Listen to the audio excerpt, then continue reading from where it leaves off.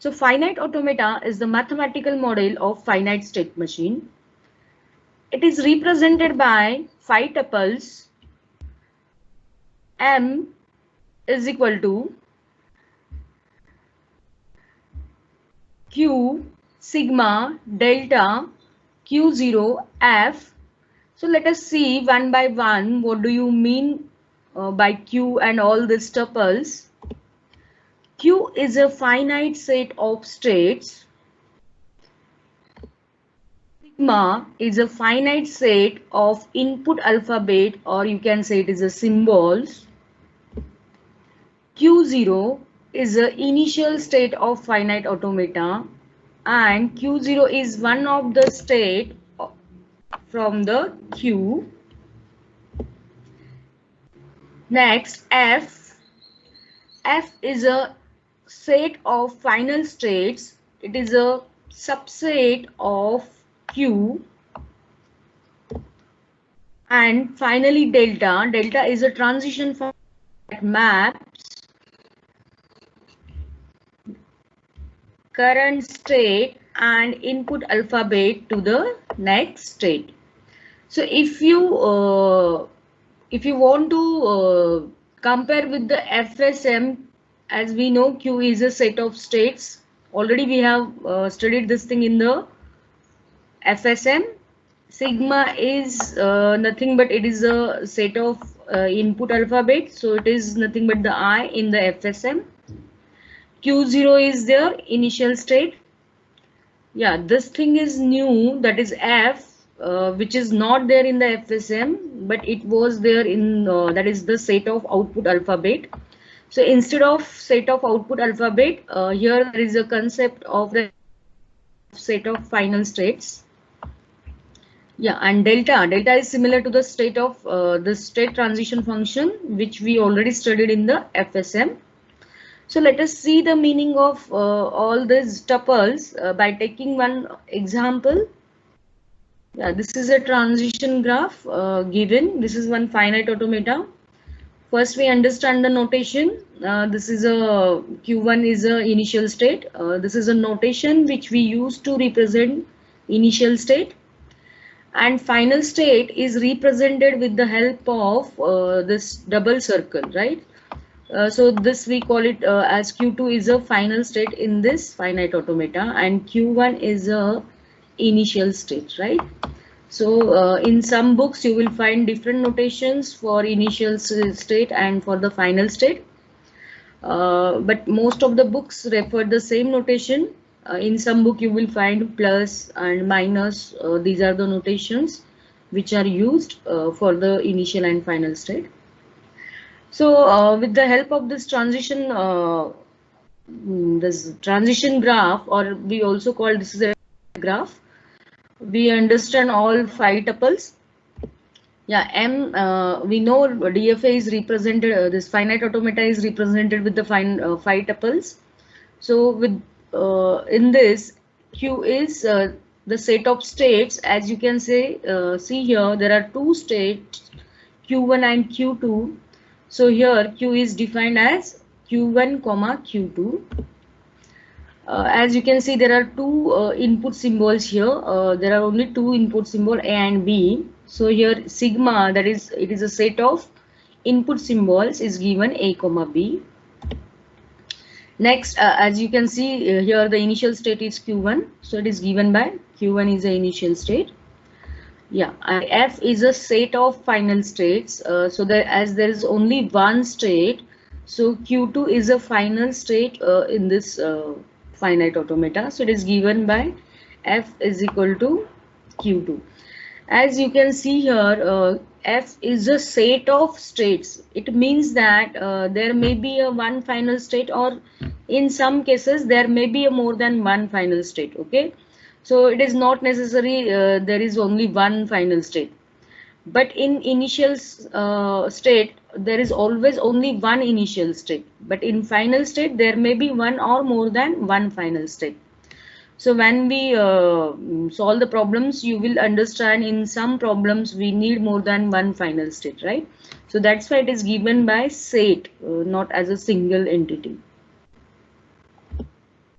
Okay, this transition function which maps the current state and input alphabet to the next state. So as you can see here, if you go here like from initial state, so initial state has a transition on input symbol B only. There is no transition on input symbol A.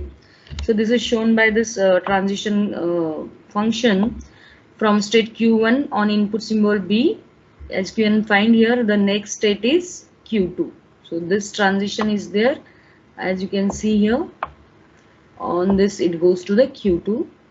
Similarly, from Q2 we have both the transition on input symbol A and B.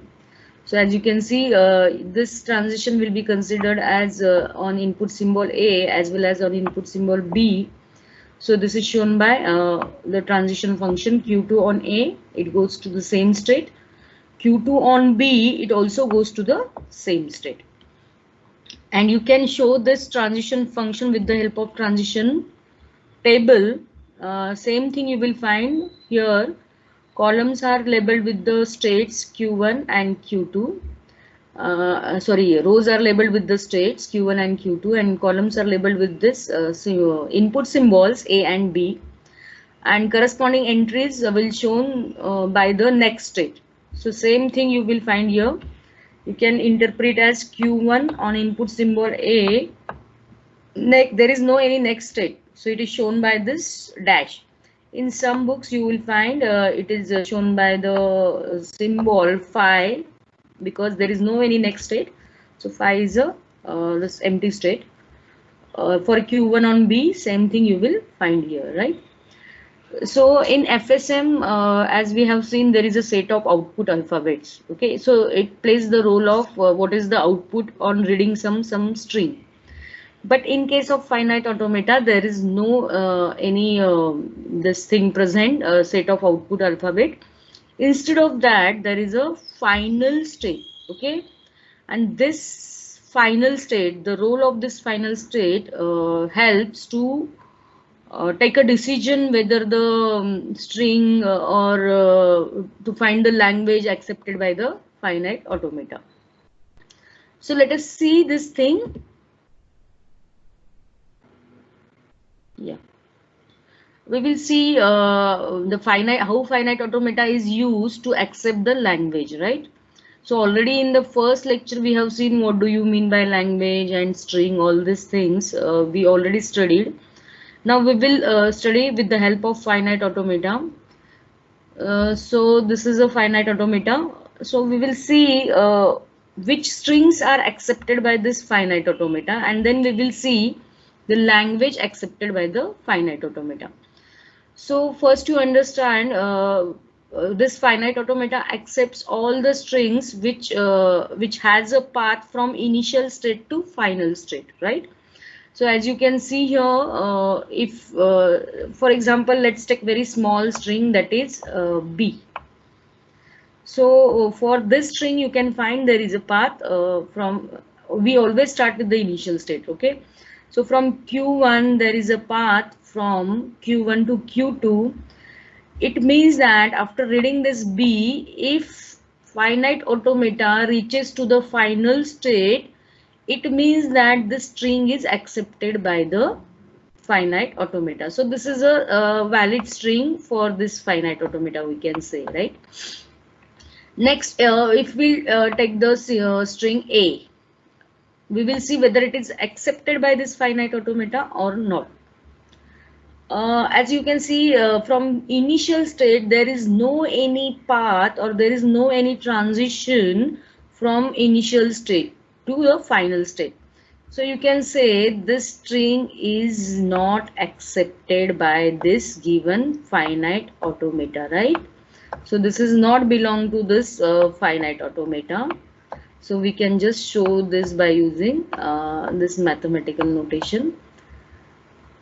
Okay, so this is very important to understand which strings are accepted by finite automata and which strings are rejected by the finite automata, and then we will see what do you mean by language accepted by the finite automata, right? Yeah. You can, this is for the string of length 1. Now you can find all the such a strings which ends at the final state. So let's take example BA. We will just check whether the string accepted by the finite automata or not. You can see from the initial state Q1. We can demonstrate this by using from Q1 the first symbol of the string is B. So on reading B, what is the next state? Suppose the finite automata is reading the string B, next state is Q2. Yeah. Now the now current state is Q2 and next input symbol is A. Q2 on input symbol A. What is the next state? It is again Q2. Now you can find this Q2 is a final state. Now the string is ended here, and after reading complete string, FA ends at the final state. Since this is a final state, it means that the string is accepted by the finite automata, right? So like this we can find the valid and invalid strings for given finite automata, right? So let us define mathematically. A string X is said to be accepted by finite automata if this is given by this transition function from initial state Q0 on reading that complete string X, if process this finite automata reaches to some state P, and if this P belongs to the final state, then this string is accepted by the finite automata. Now we will see what do you mean by language accepted by the finite automata. As you can see, all these are the strings accepted by this given finite automata, and you can define here it rejects all the strings which starts with the A. As you can see, A is not accepted by this finite automata, and it also it does not accept all the strings which starts with A, right? So we can define this in this way. So now how we define the language accepted by the finite automata, right? So mathematically it is represented as this. It is a set of all the strings X such that on reading X from initial state, if finite automata end at some state P, and if this P belongs to F, then this comes under this set of string which is accepted by the finite automata. So mathematically it is defined like this. Let us take one example. Okay, the now language accepted by this finite automata. As you can see, which strings are accepted by this finite automata? Only two strings. As you can see, there is a path. One is this from this, and then it goes like this. So the string accepted by finite automata is 1. Second string, second path is from this, and then it goes like this. Second string is accepted by finite automata is 1, 0. So this is the language accepted by this given finite automata. It accepts only two strings. Okay, so this set is you can say it is a finite set, right? The language accepted by this given finite automata is finite language. As you can see, there is only two strings are there. But same thing for if you try to find for this finite automata, you will find there is an infinite set, right? So this thing we will see in the next lectures, what is finite language and infinite language. But right now you just understand what do you mean by language accepted by the finite automata. Yeah. And one more thing, the language accepted by finite automata is also called the regular language. Okay. Next unit is on this regular language. So right now you just remember regular language means language accepted by the finite automata.